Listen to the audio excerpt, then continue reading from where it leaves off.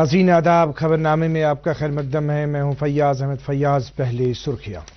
वज़ीर दाखिला अमित शाह जम्मू कश्मीर के 3 रोज़ा दौरे पर पहुंचे। श्रीनगर सिक्योरिटी सूरत हाल का लिया जायजा। नौजवानों से की अमन का सफ़ीर बनने की तलकीन। श्रीनगर के हवाई अड्डे से बैन अवी परवाज़ों का सिलसिला शुरू। वज़ीर दाखिला ने पहली परवाज़ को किया रवाना।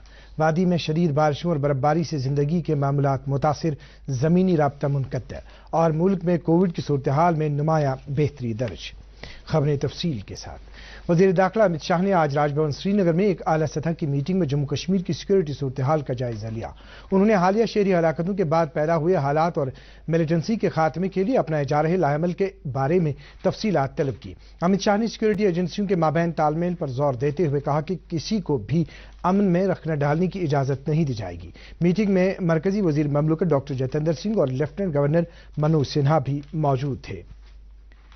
मिशन यूथ के तहत तश्कील दिए गए यूथ क्लब से वाबस्ता नौजवानों से राजभवन श्रीनगर के ऑडिटोरियम से खिताब करते हुए अमित शाह ने उनसे तलकीन की कि वो मुल्क और कौम की तरक्की में अपना किरदार अदा करें।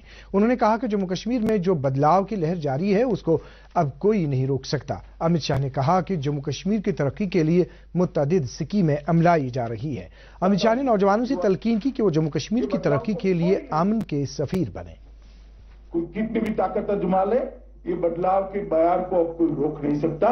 ये आगे बढ़ने वाली है और कश्मीर में एक नए युग की शुरुआत हो रही और इसलिए जरूरी है इस प्रकार के कार्यक्रम।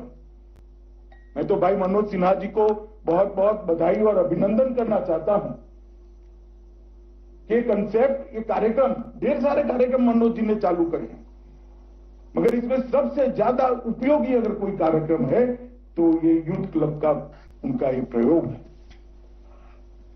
हमारी कश्मीर की लगभग 70% आबादी, 70% आबादी 35 साल के नीचे की उम्र की।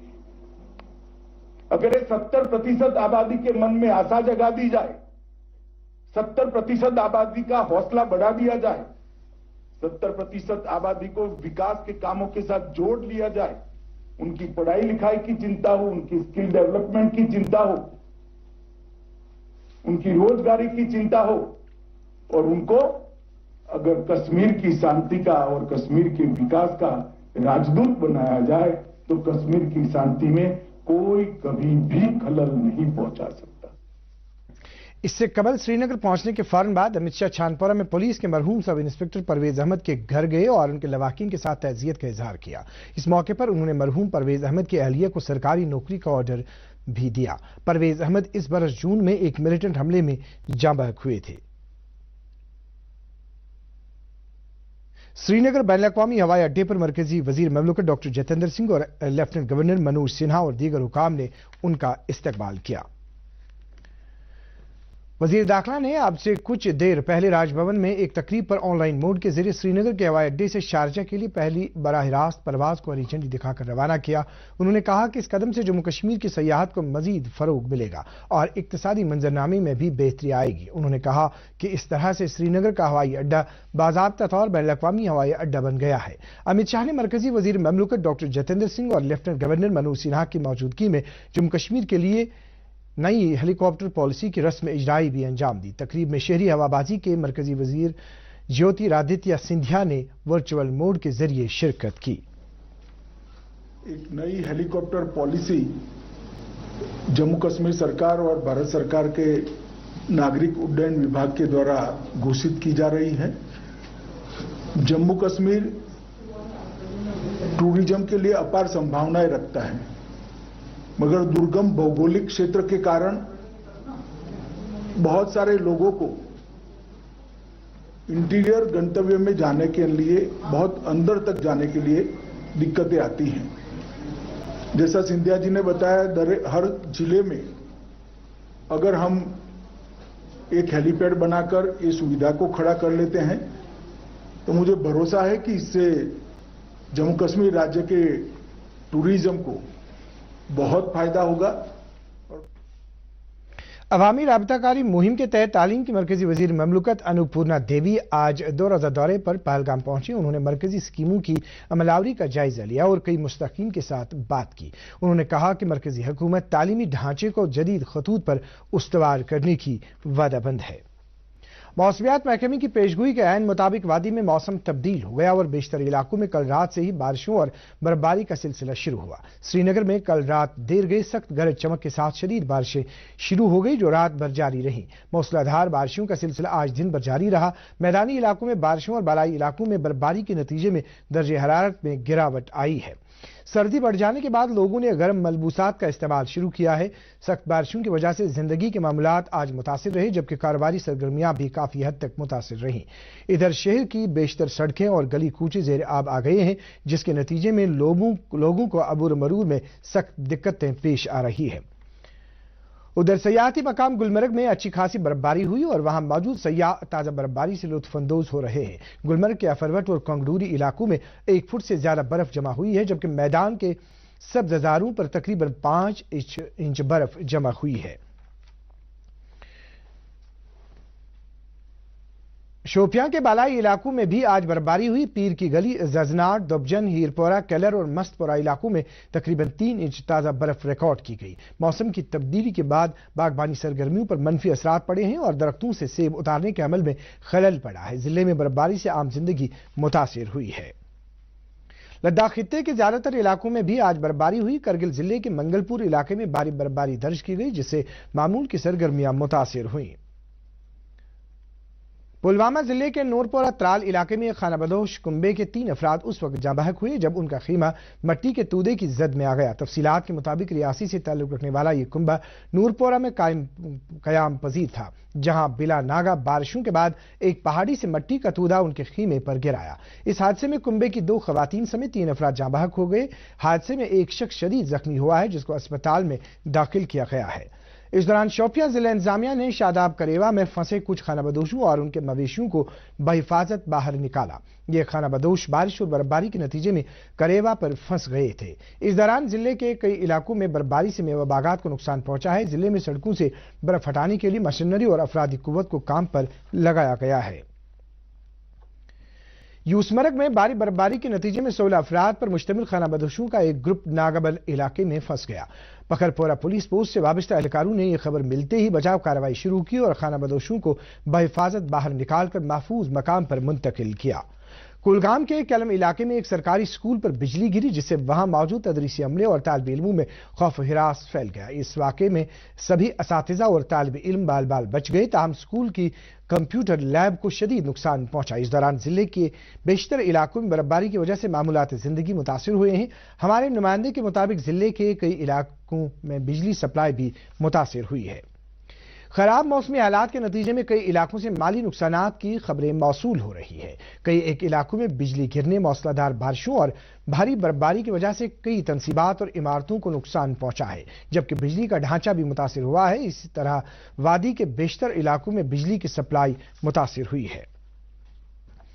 سری نگر جموں قومی شاہراہ رامبن بانہال سیکٹر میں کئی مقامات پر پسیاں اور پتھر گرانے کی وجہ سے گاڑیوں کی آمد و رفت کے لیے آج بند رہی۔ ٹریفک حکام نے محکمہ موسمیات کی اگلے 24 گھنٹوں کے لیے پیشگوئی کے مد نظر قومی شاہراہ کو کل بھی گاڑیوں کی آمد و رفت کے لیے بند رکھنے کا فیصلہ کیا ہے۔ ہمارے نمائندے نے خبر دی ہے کہ کیفٹیریا موڑ اور دیگر مقامات پر پسیاں ہٹانے کے لیے افرادی قوت اور مشینری کو کام پر لگایا گیا ہے۔ تاہم لگاتار بارشوں کی وجہ سے پسیاں گرا رہی ہیں۔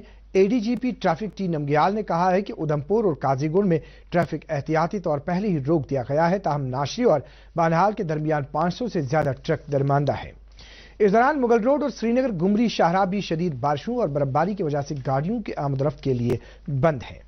قومی شاہراہ اور مغل روڈ پر بند ہونے سے اگرچہ وادی کا زمینی رابطہ منقطع ہو گیا تاہم بارشوں کے باوجود ہوائی رابطہ بحال رہا۔ آج سری نگر کے ہوائی اڈے پر پروازوں کے آمد اور اڑان کا سلسلہ معمول کے مطابق جاری رہا۔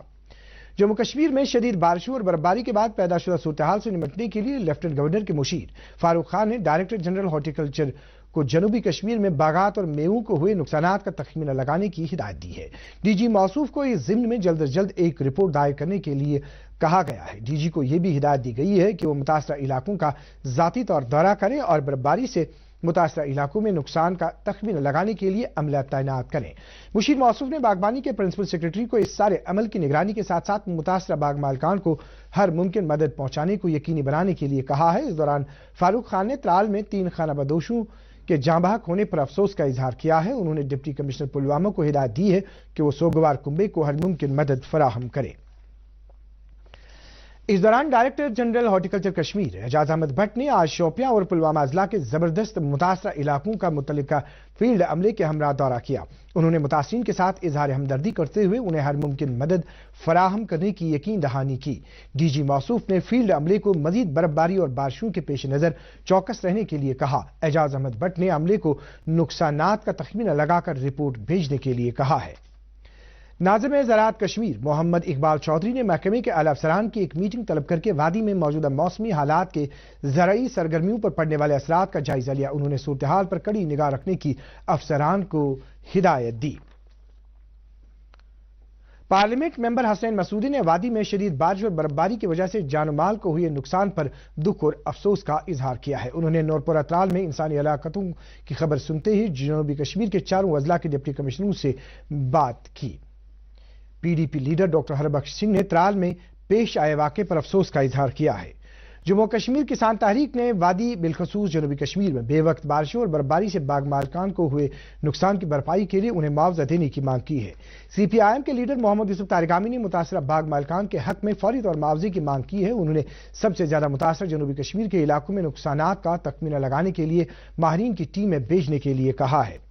پی ڈی ایف کے چیئرمین حکیم محمد یاسین نے وادی میں بارشوں اور برفباری سے جان و مال کو ہوئے نقصان پر دکھ اور افسوس کا اظہار کیا ہے۔ انہوں نے کاشتکاروں کے قرض معاف کرانے کی بھی مانگ کی ہے۔